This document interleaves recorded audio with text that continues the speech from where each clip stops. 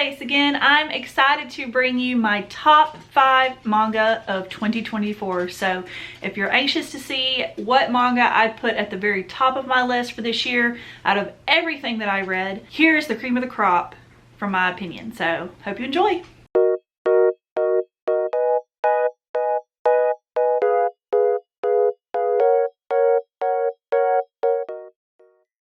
I'm gonna start at number 5, which is the bottom of the best. That would be Imakoi. I really enjoy Imakoi a lot. This is kind of like, I wouldn't call this the most unique manga, especially shoujo romance, but I think it had a few little touches that just made it special and just gave it a little something extra that stuck in my brain personally. We're following a girl and a guy, and the girl has not really ever had much love, and she just kind of is tired of waiting for things to happen, so she decides to just go with it and like confess feelings for someone. And there's this really big, tall, punky looking dude. He looks kind of scary and kind of has this reputation of looking like a scary person, but he's really sweet and soft deep down. She pretty much just says, hey, I like you, and they're like, cool, let's date. So they date, and it's one of the sweetest romances I've ever read. It's super sweet, super cute. There are some little steamy moments that I thought were just like perfect. Like Yagyu is a beautiful character. I love him so much.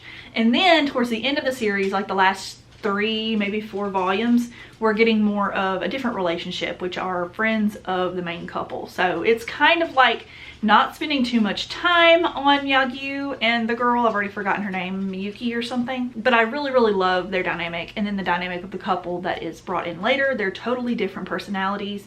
One of them's like, he just picks on her all the time, and it's really funny. And then she is just hyper fixated on love, and then there's a lot more sexual tension between the two of them. So both couples are really precious in their own respect, but they are totally different. Number 4 on this list is Home Office Romance. This is by the same creator as Sweat and Soap, Kentetsu Yamada, who is becoming one of my favorite mangaka out there. I'm obsessed with Sweat and Soap. I am begging my husband to try it out. I think he would like it, and it's not a romance that I would recommend to every single person, but it is one I would recommend to people who want a true romance.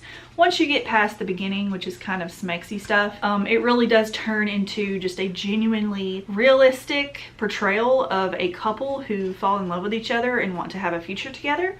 So if you're into like realistic troubles, tribulations, romance, Home Office Romance is a working from home during COVID romance. This one is 1 volume, so it's not a series like Sweat and Soap. Pretty much just this, it's from this guy's point of view. He tells you from the first page that this is how he met his wife, so it's not a spoiler. It's how he met the woman that he's going to marry, and how they kind of got to know each other and fall in love and all that during the lockdown of COVID. And I thought it was going to be a lot more COVID focused, but it wasn't.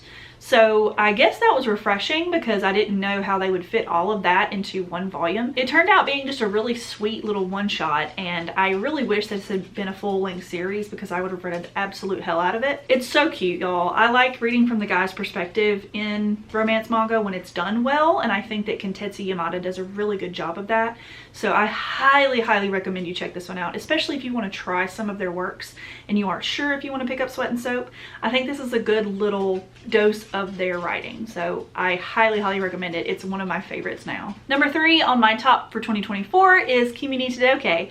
This series did not come out this year. Some of these series did not at all, but this is when I started really diving into the series, and I love it. It's so cute. I'm only on like volume 7 or something. I am floored and aghast at how much I love it. Like, it's so sweet, so cute. I love that it's about friendship more than the romance, at least at the point I'm at. I don't typically love stories that are just friendship related. That's why I haven't really been able to get into Nana yet, because I think that one is more based off the friendship, and I think that it can be done well, but I'm not quite ready to tackle that series. So this one to me is a good in-between for a shoujo romance reader, and also someone who does love to see a good friendship story, because they don't all start off as friends. It just kind of develops, and it shows the growth of their friendship and the things they're willing to do for each other and defend each other. And they all have slightly different personalities, so it's not just like the same person over and over who loves themselves or whatever. It's just really cute, and the romance is sweet. It's sugary sweet, but not like annoyingly sweet. if that makes sense. Like I think Honey So Sweet might be a little too sweet compared to this. This was just a really cute portrayal of a high school romance, so I will definitely be continuing it. And I know it's a really long series, so I hope I can find all the volumes within a reasonable time frame. It's not at the top of my priority list to pick up though, if that says anything. I think I'm just a little intimidated by the amount of volumes there are, but I will be picking them up as I see them and they're available to me. I really recommend it if you're interested in something that is cute, sweet, and pretty long series. It's been fun. And number 2 for 2024 is Red River. This is an older shoujo series that has recently been re-released. We've only gotten volumes 1 through 3 in these 3-in-1 omnibus editions, and I like the release. It was something I waited to read because I didn't want to get too into it if they didn't have physical copies. So I just bought the first one physically and I loved it, y'all. Like the first volume was just a little slow, but the volumes 2 and 3, I'm glad they were all binded together because I read them all in one sitting. And it was just really magical. It was, it's essentially an isekai where this girl is transported through water, not through death, to somewhere close to ancient Turkey. I'm not quite sure exactly what the town or the state was, whatever it was. But it's historical and got some fantastical elements to it. It's just really interesting and the artwork is stunning. I absolutely love the art style of this mangaka. Absolutely very, very talented. And I love that it looks like it's from that era. I love that style of anime and manga. It's so nostalgic to me. It's one of my favorite time periods of anime and manga. And I can't wait to pick up the next one. I'm hooked, line and sinkered. And I can't wait. I hope you guys will check it out because it's a really beautiful story about a girl who has to overcome all odds and just become a warrior pretty much. Yeah, I don't want to spoil too much for you, but it's really good so far. And my number 1 for the year of 2024, can anyone guess what it is? Because I had a hard time making this list, honestly. It is My Love Story with Yamada-kun Level 999. I know it's a very hyped series. I'm not like showing you new things on this list necessarily, but hey, I loved the anime when I watched it and I was like, okay, I'll pick up the manga. I'm sure it's going to be mostly just the same thing, which most of it is, but there's just a different vibe to the manga. So they're both the same, but of course it's not going to be perfectly synced frame to frame. And I think they just did a fantastic job, the original creator, making this manga, and they did a fantastic job translating that into an anime. So I highly recommend either one, but if you want to get a little more content than has been released in the manga, which by now is probably caught up, but when I'm filming this, there's still a little bit that's not been included in the manga. So I hope you guys will check that series out. It's a love story between 2 young adults. They're not 20 yet, but they're close. They're somewhere in their high teens.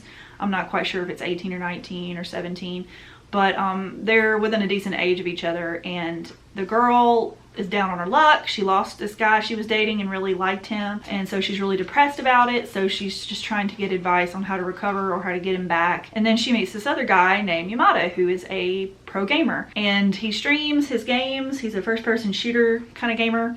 And so it's really fun listening to some of the gamer jargon in this. Me and my husband both play a lot of video games, so we're pretty familiar with the stuff that he's talking about. And on the side, he plays this game, which is like a MMO, so just like a fantasy online multiplayer kind of RPG sort of game. Our main girl, she hangs out with him in that game and falls in love with him, and it's their journey together as a romance. And it's got a little bit more of an adult twist to it, so it does get kind of saucy later on from some of the screenshots I've seen.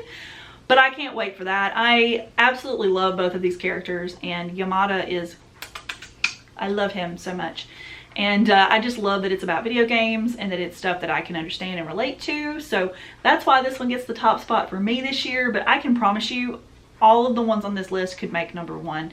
I had a hard time putting it in any kind of order. I think I kind of just did it based off vibes at the time, because at any point I could just say these were my favorites for 2024. So I hope that you will write down some things in this video if any of them were new to you, and please remember to comment, like, and subscribe for more manga content from me. I've got a few videos pre-filmed and I've got a few that I've got to film this week, so I hope to get those out very soon. So thank you so much for your support, and I will see you in the next video. Bye guys!